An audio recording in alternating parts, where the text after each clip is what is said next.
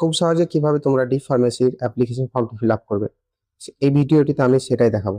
তার জন্য ক্রমে এসে প্রথমে তোমার সার্চ করে নিতে হবে কমন অ্যাডমিশন পোর্টাল বলে। এখানে সার্চ করে প্রথম পেজটা দেখতে পাচ্ছ, প্রথম ওয়েবসাইটটা, এটাতে ক্লিক করবে। এটাতে ক্লিক করার পর পরবর্তী পেজে চলে যাবে, যেখানে ডান দিকে নিচের দিকে দেখতে পাচ্ছ কমন অ্যাডমিশন পোর্টাল বলে একটা লেখা আছে। এখানে ক্লিক করবে।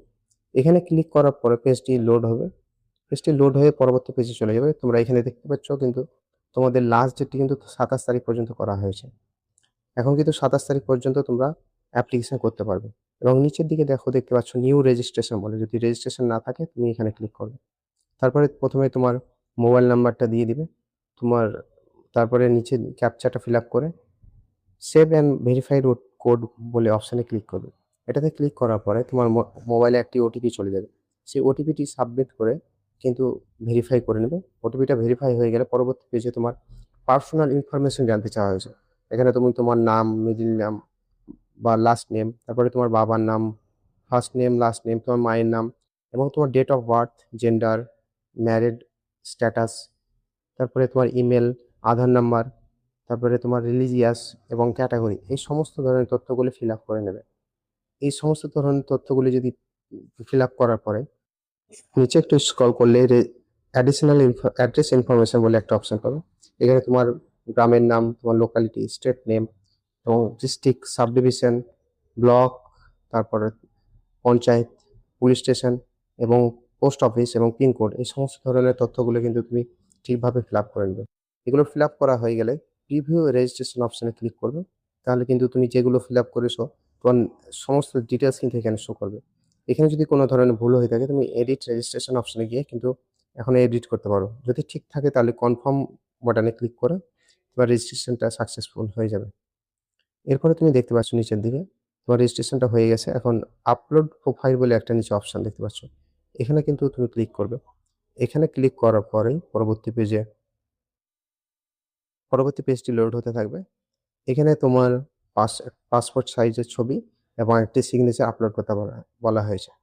এগুলো কিন্তু তুমি 200 কেবির মধ্যে রাখবে এবং ফটোর একটি সাইজ বলে দেওয়া হয়েছে, সেই সাইজের মধ্যে কিন্তু তুমি সেটা আপলোড করার চেষ্টা করবে। এরপর নিচের দিকে চলে যাবে, যেখানে তোমার হাইয়েস্ট এডুকেশন কোয়ালিফিকেশন জানতে চাওয়া হয়েছে। এখানে একটি পপ আপ শো করবে যে কোন কোর্সের জন্য কোন কোয়ালিফিকেশন চেয়েছে সেটা। এরপরে তোমার হাইয়েস্ট কোয়ালিফিকেশন তুমি পাস করেছো কিনা এবং তুমি কি হ্যান্ডিক্যাপ কিনা, এছাড়া তুমি রিফান্ড পেতে চাও কিনা, এই যে অর্থ তোমাকে রিফান্ড দিবে সেম যেখান থেকে তুমি পেমেন্ট করবে সেটা থেকে পেতে চাও কিনা, এই সমস্ত তথ্য ফিল আপ করার পরে এই ডিক্লারেশন ফর্মে ক্লিক করবে এবং নিচের দিকে দেখবেন ইম্পর্টেন্ট ইনস্ট্রাকশন বলে একটা অপশন আছে, এগুলো পড়ে নেবেন। তারপর প্রিভিউ বাটনে ক্লিক করবে। প্রিভিউ বাটনে ক্লিক করার পরে কিন্তু পরবর্তী পেজ ওপেন হয়ে যাবে, যেখানে তুমি যে তথ্যগুলো দিয়েছো সেই তথ্যগুলো এখানে দেখে নিতে পারবে এবং তোমার এইচএস যে স্কুল থেকে হয়েছে সেই স্কুলের কিন্তু এখানে তথ্য জানতে চেয়েছে। এখানে তুমি তোমার স্কুলের নাম, পাসিং ইয়ার, সেটি কোন স্কুলে, কোন ডিস্ট্রিক্টে অবস্থিত, বোর্ডের নাম কি, তাছাড়া এই সমস্ত তথ্যগুলো দিয়ে দিবে। তারপরে তোমার এইচএসে তুমি কোন সাবজেক্টে কত মার্ক পেয়েছো সেই মার্কসগুলো লিখে দিতে হবে।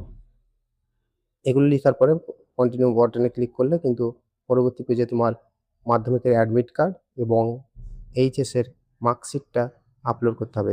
এখানে তুমি তোমার মাধ্যমিকের অ্যাডমিট কার্ড এবং ক্লাস 12 এর মার্কশিটটা আপলোড করে দেবে। এগুলো আপলোড করা হয়ে গেলে প্রসিড টু পেমেন্ট অপশনে ক্লিক করবে। তাহলে তোমার কত টাকা কাটবে সেটাই কিন্তু এখানে শো করবে। এখানে তারপরে পে অপশনে ক্লিক করার পরে পেজটি লোড হতে থাকবে এবং বিভিন্ন ধরনের পেমেন্ট অপশন কিন্তু পরবর্তী ক্ষেত্রে শো করবে। এখানে দেখতে পাচ্ছ ইউপিআই, কার্ডস এবং নেট ব্যাংকিং ওয়ালেটের মাধ্যমে কিন্তু পেমেন্ট করার সুবিধা দিচ্ছে।